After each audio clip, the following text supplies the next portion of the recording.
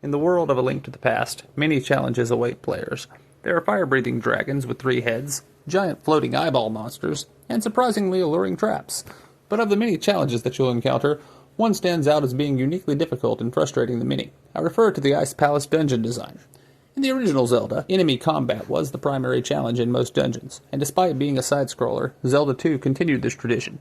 But in A Link to the Past, we see more puzzles from the very beginning. The famous torch-lighting puzzles that you see in many Zeldas got their start here. You see puzzles in many A Link to the Past dungeons, but of all the puzzles in this game, nothing compares to the Ice Palace puzzle designs. Unlike the original Zelda, A Link to the Past is, in a sense, a 3D game. Most of its dungeons feature multiple floors, which adds a layer of complexity to their designs. Frequently, Link is required to jump into a hole or navigate toward a stairway that leads to an otherwise inaccessible part of the dungeon. And aside from perhaps Ganon's Tower, there is nowhere that this 3D aspect is used more extensively than the Ice Palace. Today, I'd like to take a moment to breathe in the complex yet frustrating beauty of this palace. The big key is on the first floor to the east of a room full of penguins, but it's just out of reach.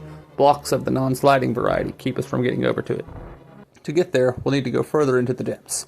As we journey deeper, we might encounter the big chest which contains the blue mail.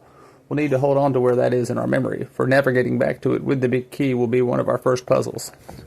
We journey down further, perhaps getting trolled by more penguins and rotating fireballs, and eventually the path leads back up.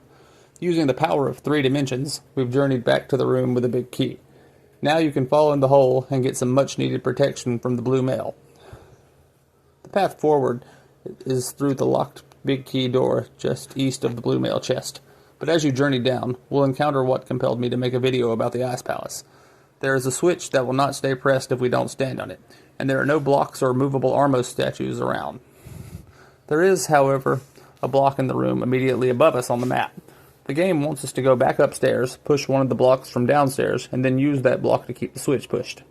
While it's possible to get the Cane of Samaria from Misery Mire and bypass this puzzle, that's not how we're going to do it today. Firstly, we need to ensure that the crystal switch is activated properly. The blue tiles need to be down and the red need to be up so that we can push the block from the left. But as you'll see, doing this raises the red tiles and makes simply walking west to push the block impossible. To get around this, we'll need to think third-dimensionally.